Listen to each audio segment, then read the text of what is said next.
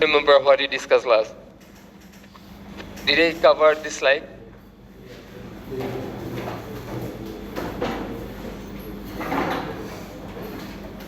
Or did I cover these things?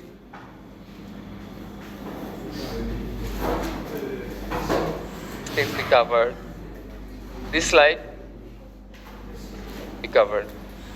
Did I also explain that the transmit power will vary, but with the changes in radio link quality? But when the path loss increases, you may not increase the power to fully compensate the increase in path loss. Did I explain that? Say, I'm talking about the transmission power control. But no, this one we won't discuss here in this class. But this one actually was the key discussion for this whole presentation, that the modulation and coding scheme MCS is varied according to the variation of the radio link quality. Well, did I explain that if there are two users near and far, the near users with better radio link quality can be given more radio resources, more frequencies. I explained this. So that's channel dependent scheduling. And in that case also you see different frequencies can be affected differently.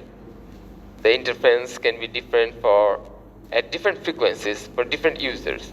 So it checks, because the neighborhood, from the neighborhood the interference is coming. So different parts of the they are using different frequencies from different locations. So different parts of the cells are closer to some other base stations around. So different parts of the cells are affected on different frequencies differently. That's why the base station checks the quality of a particular user at different frequencies. The radio link quality may not be the same throughout the whole bandwidth available in the cell. Okay, and that can be different for different users. So accordingly, it allocates the radio resources, different parts of the available bandwidth, to different users based on what may be better for him.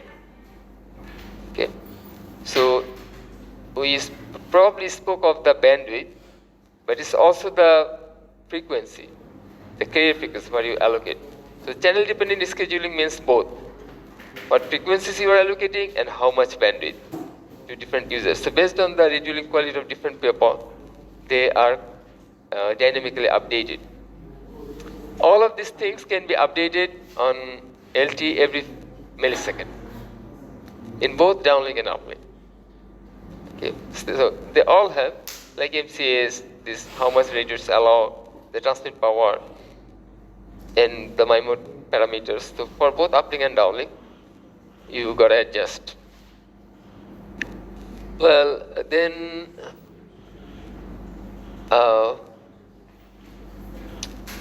now here did I discuss that transmit power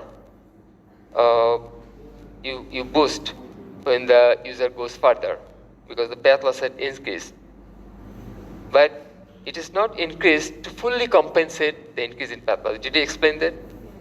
I did. Okay. It's all right.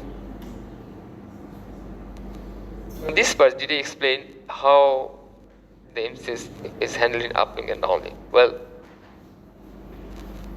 this slide explains the uplink activity, this one downlink. Well, you adapt your MCS based on radio link quality, but the radio link quality is experienced by the receiving end always. From the transmitting end, it is transmitting, okay, with some transmit power level, the receiver, if changes its location, will have a difference in the receive power level, right? As it goes further, the receive power level drops. But the transmitting end doesn't know, he's not aware of it. So the receiving end experiences the differences. Okay, oh, my power level is dropping. The phone, as you move further, the phone says, oh, my power level is dropping. So the MCS level should change. So it's actually the receiver who knows what the radio link quality is. He experiences. So he should be able to tell you what MCS would be more appropriate. But for all these cases, the decisions are made by the base station in either uplink or downlink. The base station is like master and the phone is like slave. It's a master-slave relationship. So decisions are always taken by the base station. It's actually for a central coordination. Well, that means in the case of uplink, it's not an issue because base station is the receiver. He knows what radio link quality currently existing. Okay? So accordingly, he can select the appropriate MCS level. It's alright. So the E node B, the base station, estimates the uplink channel quality based on transmissions from the UV and also maybe based on some error rate of current transmission. So it estimates the uplink radio link quality. Then it selects one of the 27 MCS levels. Okay, then this may be most appropriate. It selects one. However, since it is about uplink data transfer, the transmitting side will prepare the data. So the MCS has to be used at the transmitting end. So the base station actually commands the EV to use the selected MCS. And since it's a master-slave relationship, the EV must use the same MCS as instructed. Okay.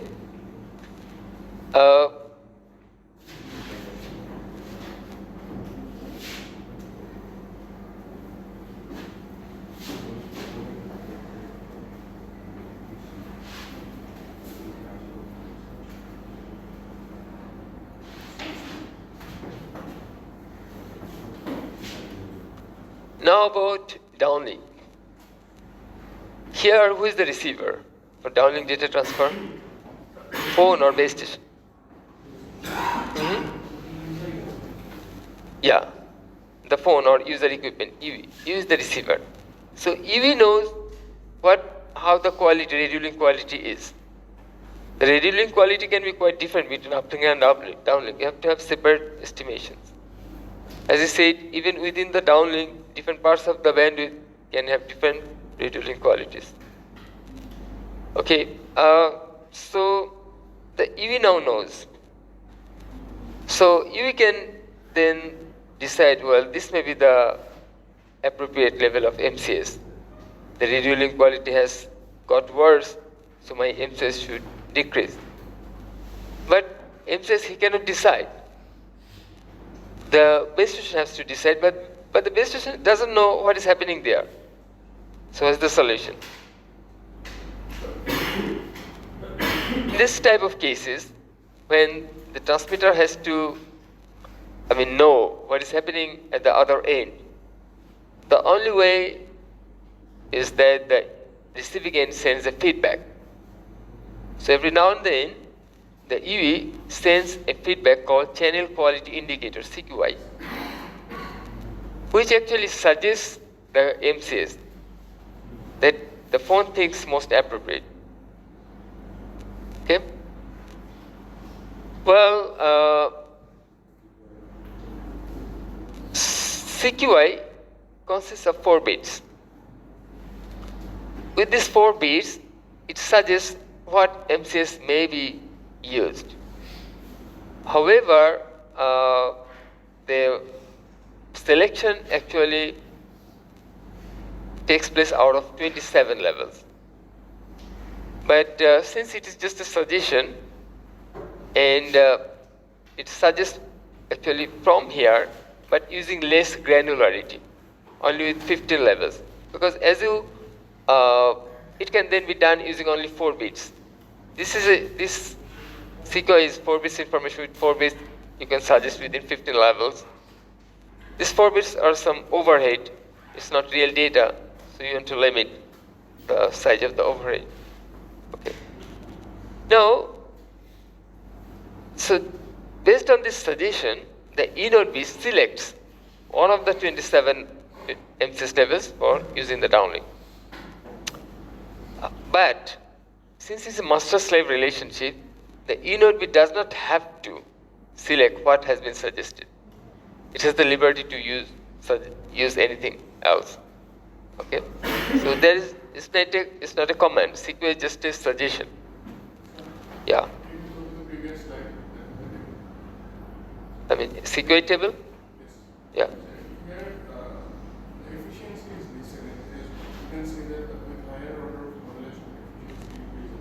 But earlier you said that with higher order of modulation, we get more errors. So how come efficiency is more, or is it? Well, it's just a spectral efficiency calculated from how many bits you are sending, and the code rate. It does not include any error. So just in a packet, say how many, you go up to, you see, close to 10 here, because every symbol includes 10. Okay, and so what the spectral efficiency.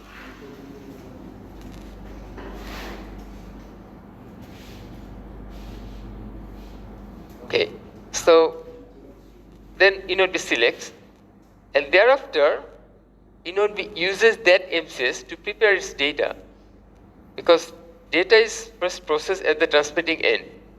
Say if the MCS level is say 256 QAM, then when it prepares the packet in every symbol, it puts 8 bits.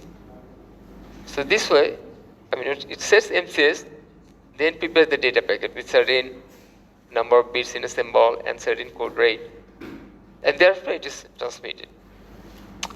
The receiving end must know what modulation and code rate has been used, otherwise it cannot retrieve. If it does not know how many bits are included in a symbol, it cannot retrieve. The code rate, these things it has to know. So the base station selects and prepares its data, and when it transmits, it also tells the UE that this MCS has been used. Okay, so that the UE can retrieve data. Okay, so MCS has to be informed. In fact, it is informed separately. You send the data, and there is a separate information link where you notify what MCS has been used for the data. And in this separate information, there can be many different types of information. I explained it in my book in detail. But two pieces of information are mandatory. What they are?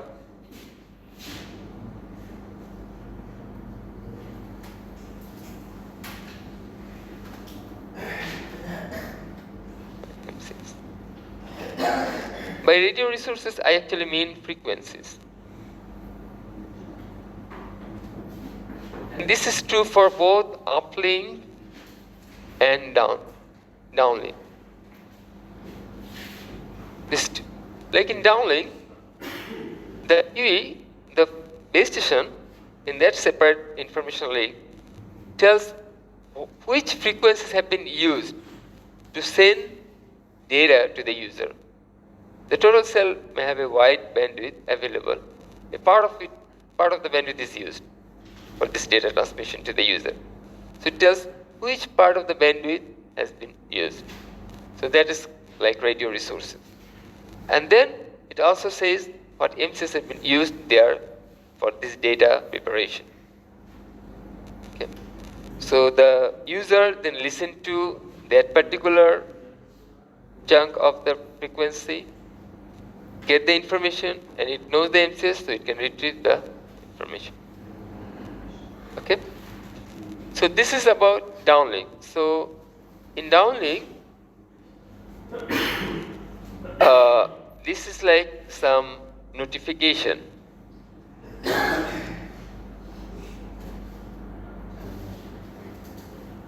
Just notifies the UV, informs the UV. And it is sent, this information is sent on the same time slot which carry the data. On the same time slot. But these things are a little different from the case of uplink. The uplink, you see, you don't need CQI because the base station itself is observing the data. But the base station selects MCS. So here, the eNodeB actually commands the UV to use that MCS. So here, it is not a notification, it's actually command. Just not informing, it's a command, use that MCS, that's it. At the same time, it also commands that these radio resources you have to use. Use these frequencies for your transmission and use this MCS. So that's just a command that you must follow it. Okay? But since it's a command, it has to implement that. It has to be, this command must go in an earlier time slot, not on the same time. And let me just write down that.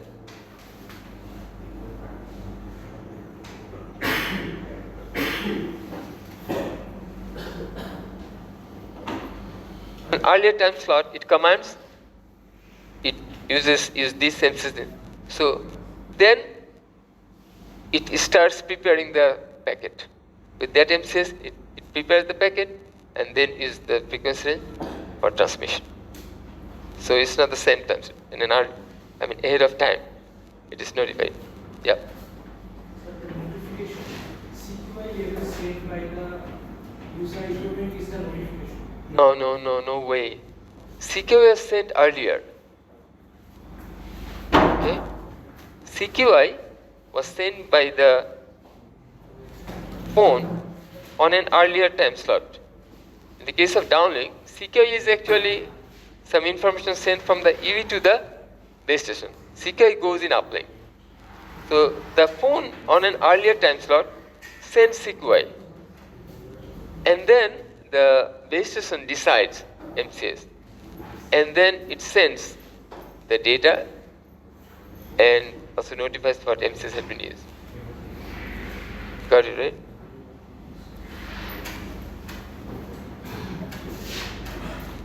One more thing, how you estimate what MCS may be used. We know that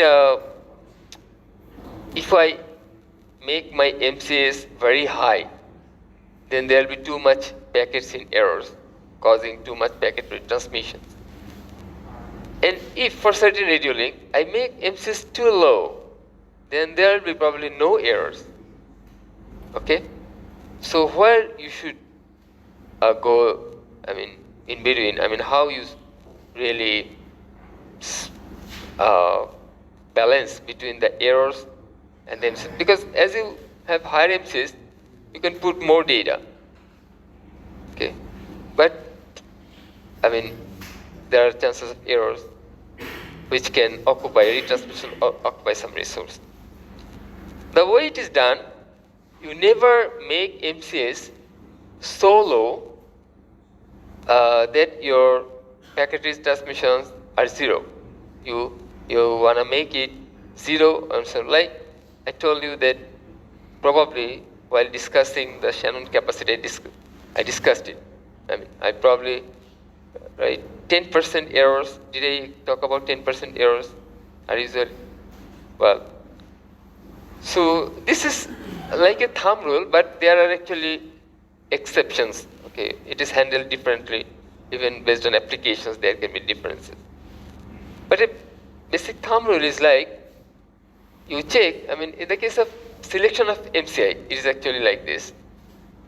It selects an sequence, okay, so that it suggests an MCS, so that the error rate is something close to 10%, but not exceeding 10%.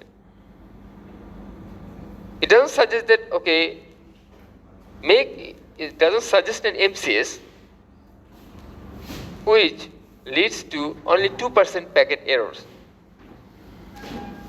If you suggest this way, then that will be a too low MCS, not enough original information bits. And if you also suggest MCS causing 20% errors, then there will be too much. So rather, it suggests, sequence, it selects a sequence, so that, expecting the MCS, which may lead to, say, for example, 7% or 8% packet in error, something close to 10.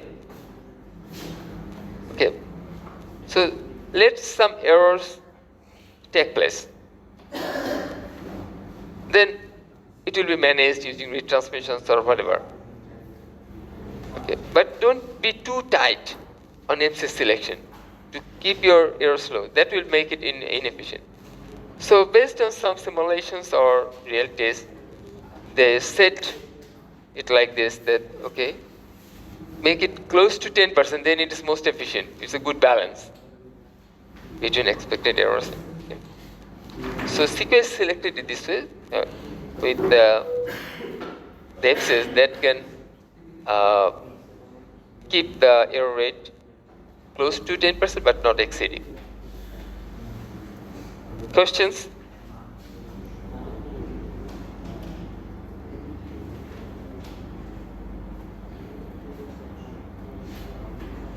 Okay.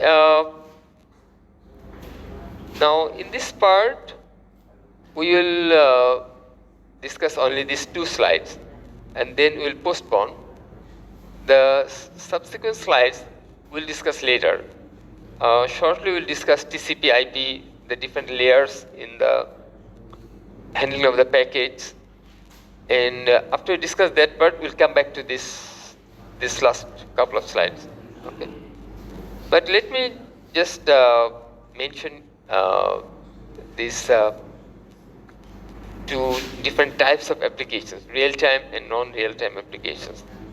For example, voice is like live replay of the transmission. Something is happening there. Someone is talking at this moment, and you're listening to it. Or when you are watching, say, cricket live, someone is playing at this moment, and you are watching it live. So this information reproduction is happening when the particular occurrence is also happening. So these are called some real-time applications, RT. Examples are voice, live streaming video, or real-time gaming. The other class is non-real-time, like you're downloading a PDF file. Somebody, long ago prepared it and uploaded it. Or say you're surfing on the web. So the web page has been there for years, but you're just accessing it. So these are non-real-time applications in RT. The difference between them typically is like lies in their error sensitivity and delay sensitivity.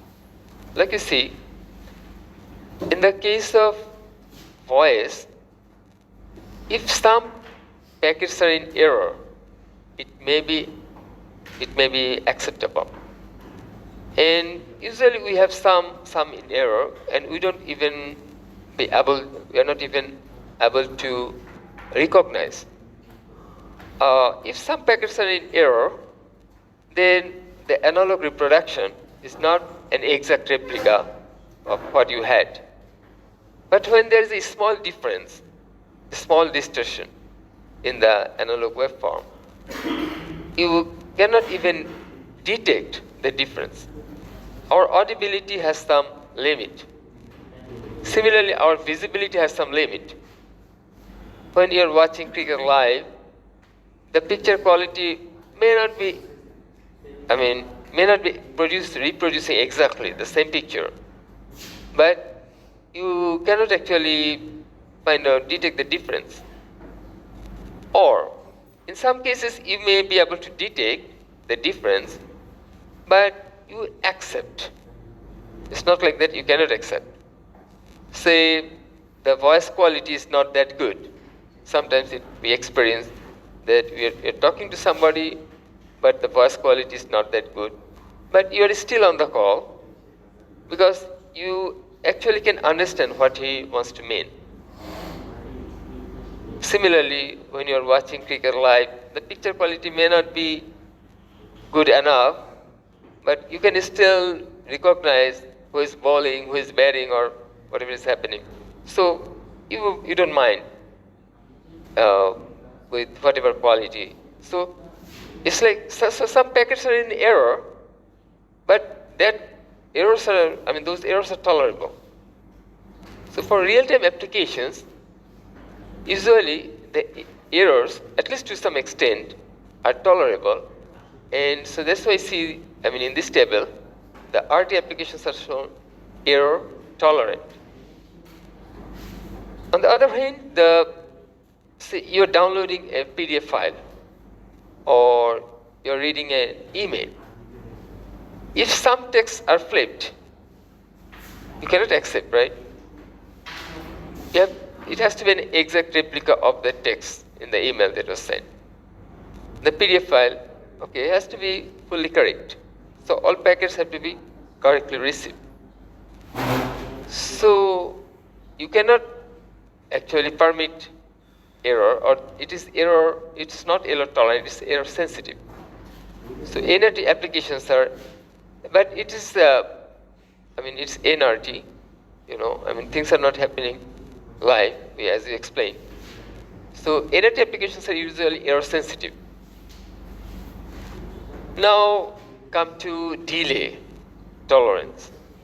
Well, for NRT, if some packets are too delayed, say a whole bunch of packets are sent which are reproducing the whole PDF file, but some packets are too delayed, it's all right. They have arrived late, but you combine with the earlier packets and reproduce the PDF file. It's all right. But in the case of RT applications, you actually play. So for a particular time slot, some voice packets are missing. So what do? You reproduce the sound with whatever packets you have correctly received.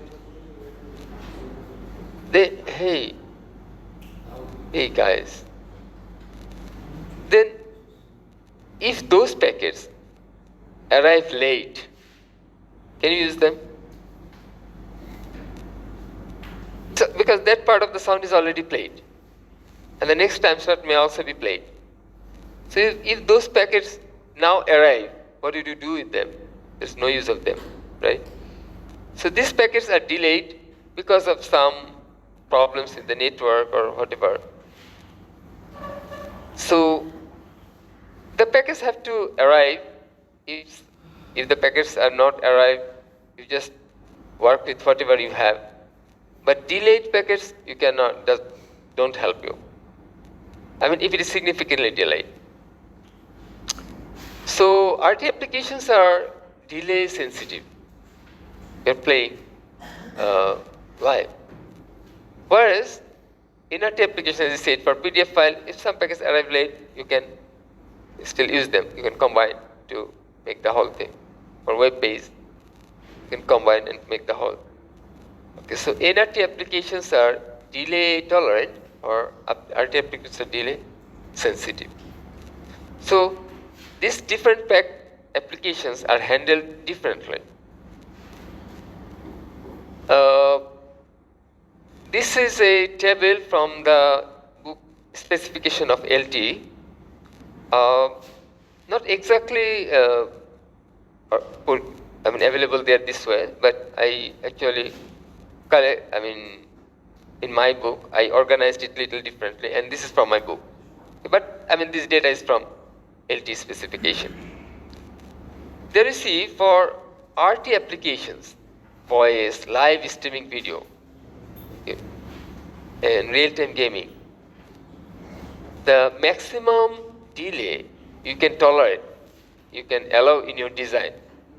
This is not like what you are experiencing. This is what you set your maximum target when you design. For LTE link design, this is the maximum target you should have. According, the specification tells you. So there you see that these numbers are small because RT applications cannot tolerate delay. Whereas if I look at these NRT applications, these numbers actually correspond to this part of the text. I put them at the bottom of the rows. So for web browsing, email, or FTP means when you're downloading the PDF file, it is downloaded from a server that uses FTP protocol for the file sharing, and that is called an FTP server. So for these applications, see the maximum target can be much higher. The delay can be much higher compared to these numbers, right? Now about errors. For voice, quite a bit, you relax. Quite a bit of errors can be allowed, like 1 out of every 100. So 1% errors are permitted, it's all right. But in these cases, 1 out of every million can be erroneous. 1 packet out of every million can be. That should be your target when you design the link. Okay. So you see, things are actually not only theoretical, but it is used in practice.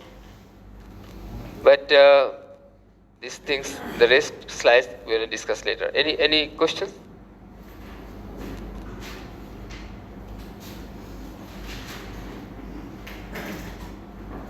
If not, we want to move to the next discussion. Well, lectures 19 and 20 will be short. And in 21, we discussed how packets are routed in the network, and we take Bangladesh as an example. Different countries implement differently, but one example can clarify the requirements. Okay. And in lecture 22, we discuss IP. In 23, we discuss TCP. Up to 22, I have already uploaded. 23, I'll upload today. So TCP/IP actually an integral part of this packet routing. Okay. So we first discuss the infrastructure, then these two protocols which help the packets to be routed appropriately.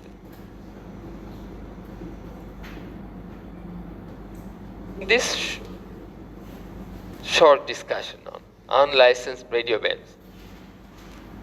Well, we mentioned that when you want to deploy, the operators, they first have to lease for the, some frequency range they want to use for their cellular base stations.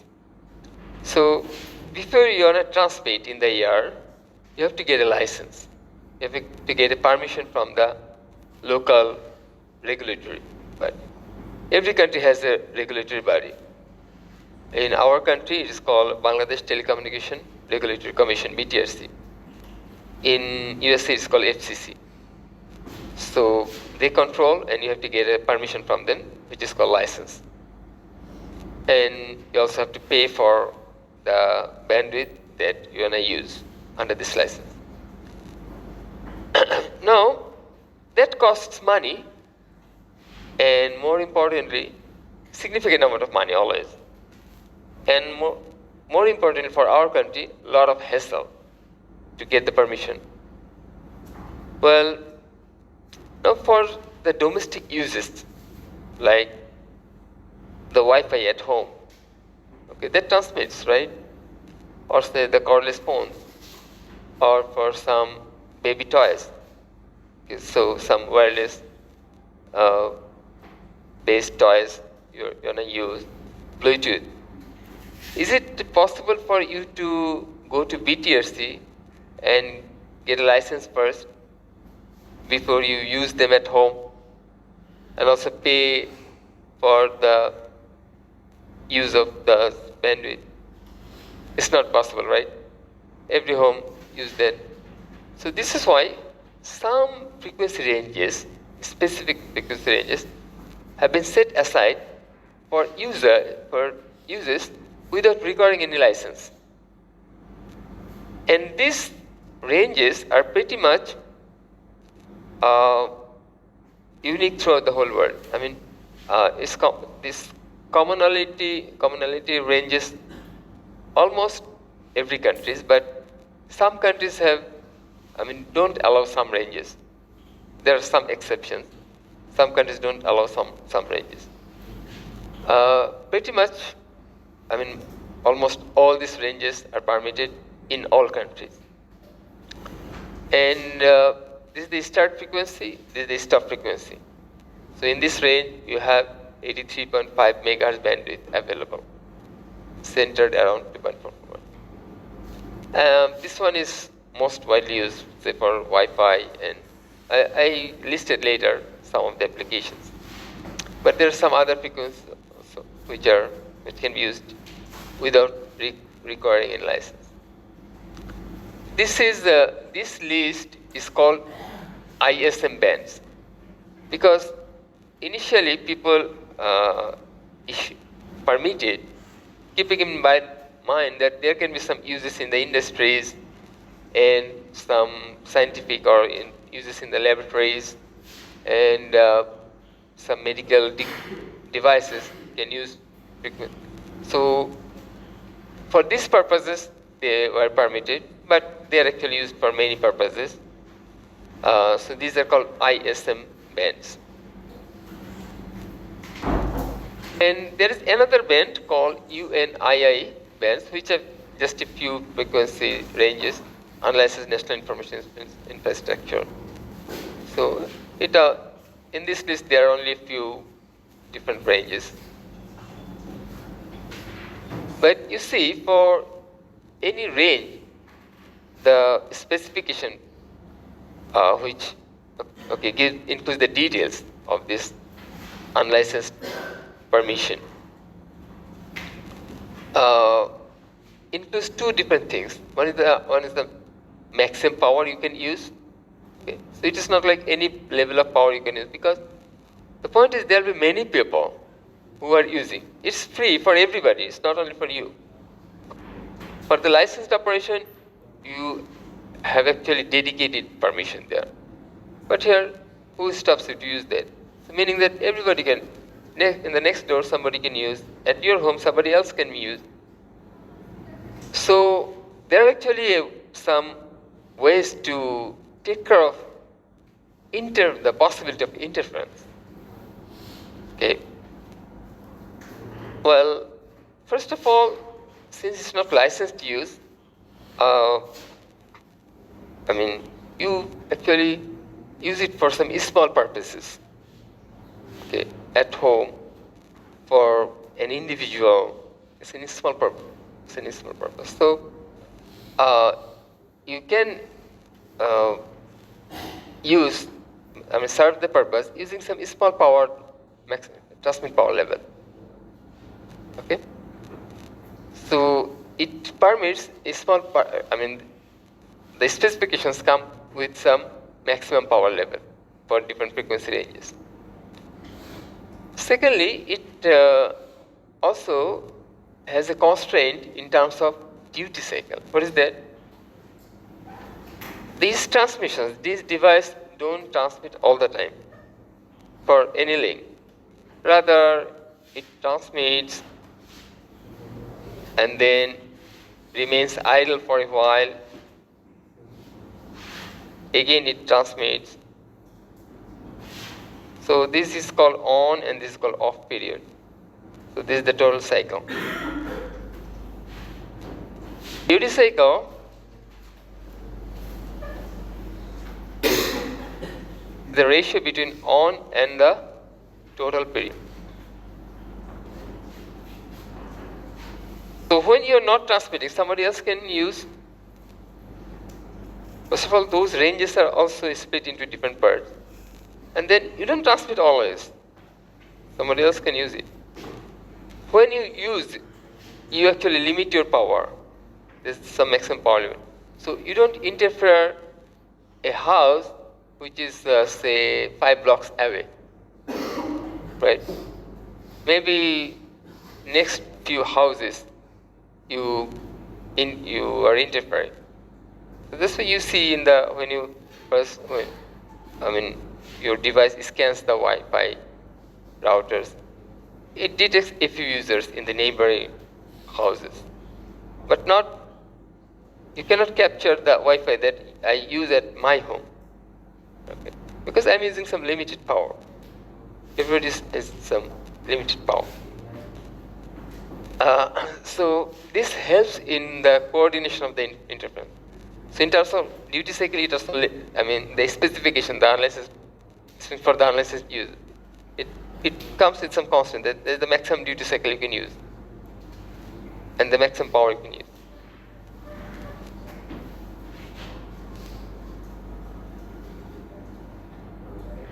Okay, now a comparison between this licensed use and unlicensed use. Well, the advantage is that you don't need any payment and you don't have the hassle to, no contracts are needed, okay, to get the license. No contract. But the problem is that other people may also be using that. So you have to be interference tolerant. And there has to be some mechanism to take care of the possibility of interference. But it's tolerant. And the bandwidth may not be too large. For licensed case, you just pay higher and get wider bandwidth. But here there are some limits. Okay. Out of whatever already available, you get a share. Difference in spectrum, well, in different countries, as I said, there are some differences in the permitted ranges of frequencies. So you make a device that may not be useful everywhere in the world. The power limit and duty cycle specification also varies among different countries. The regulatory commissions, they vary in setting these limits. The interference level can be different at different frequencies in different countries. The quality of product may not be great because when you have a licensed operation, you know what frequencies you are using and how the network would be. Based on your completely known conditions, you design your product. But here there are too much uncertainties and the quality of the product may not be that good always. Okay, now the cellular operators find that we are providing internet and we have to pay a lot to purchase the license, okay, but other people, some other vendors are also providing internet via Wi-Fi. They don't have to pay anything for this wireless, although it is transmitted to the user via wireless link, but those vendors are not paying anything, while we have to pay. So in terms of business, they find some discrepancy. So what they started doing, that well, since that is free for everybody, we can also use that. Who stops us? So along with our licensed frequencies, we'll also be using the unlicensed part. And that is that will be legal. So what they did, they incorporated this use of, unlicensed bands, that list of unlicensed frequencies. From there, they incorporated the specifications, how to use those unlicensed frequencies. So that is called that's called LTU for 4G or NRU for 5G. 5G uses the term new radio, NR. So these specifications already include how you use those bands. It was first introduced in release 13, and then it was called, this specification part is called licensed assisted access LA. And it uses something called LBT, contention-based protocol. It's like, so there can be many different uses. Well, by the way, I missed a couple of slides where I listed some of the uses. Okay, like cordless phones use these frequencies from the list.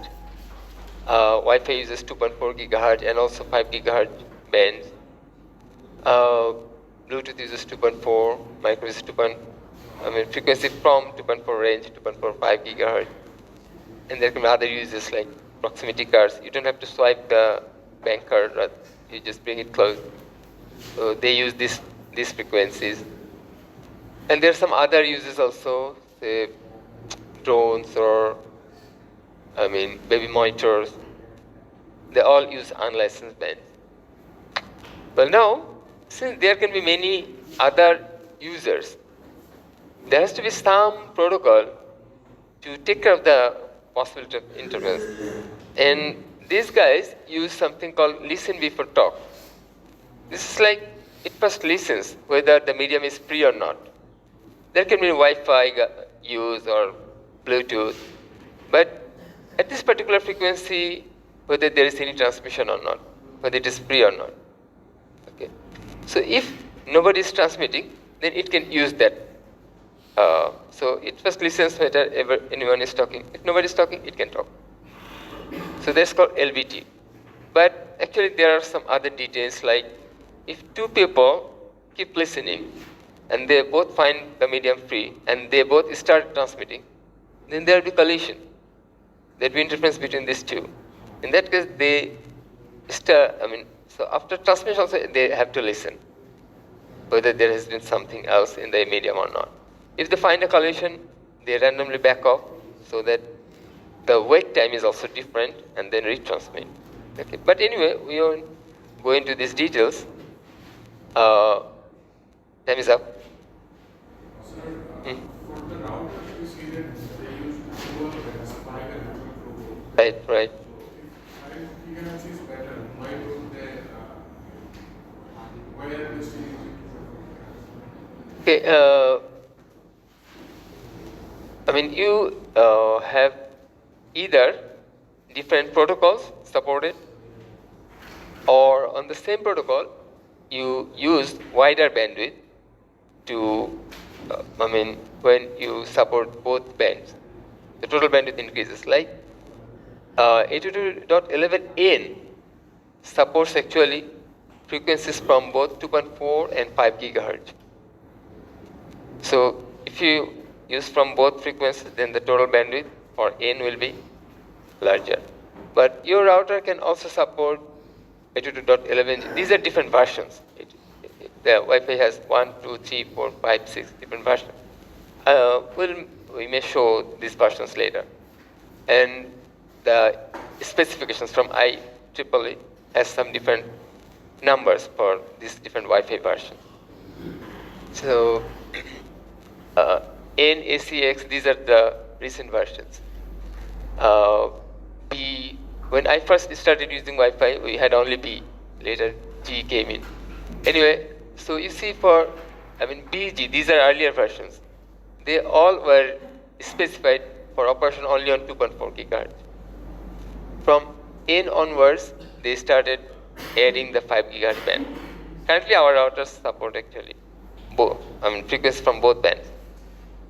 So in some cases, it is backward compatible, like your receiver may not support N. Your receiver support may support only say G or B, but if your Wi-Fi supports them, then they can still work. So in the long run, we can see that 2.4 gigahertz is being dropped. Yeah, there is a possibility, right?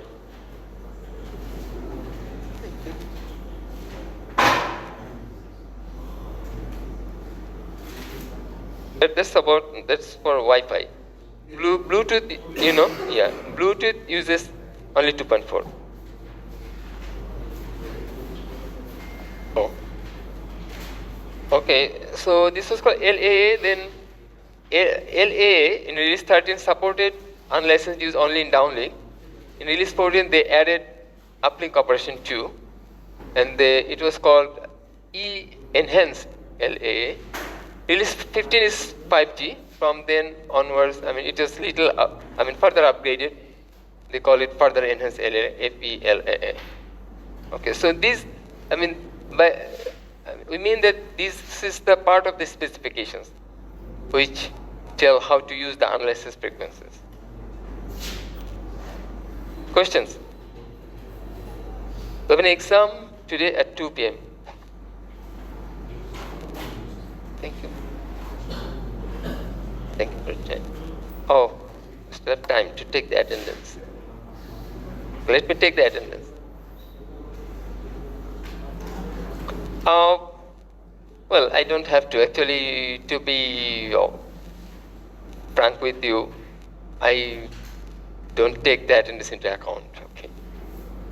I never do that. No, it's not only for Ramadan, around the whole year. I never did it. The point is, I don't think it's logical for the students to attend the classes for attendance. Attendance should have no marks. Okay, that's my opinion. So this is why students should come here to learn something. Okay, that should be the purpose. Okay, thank you.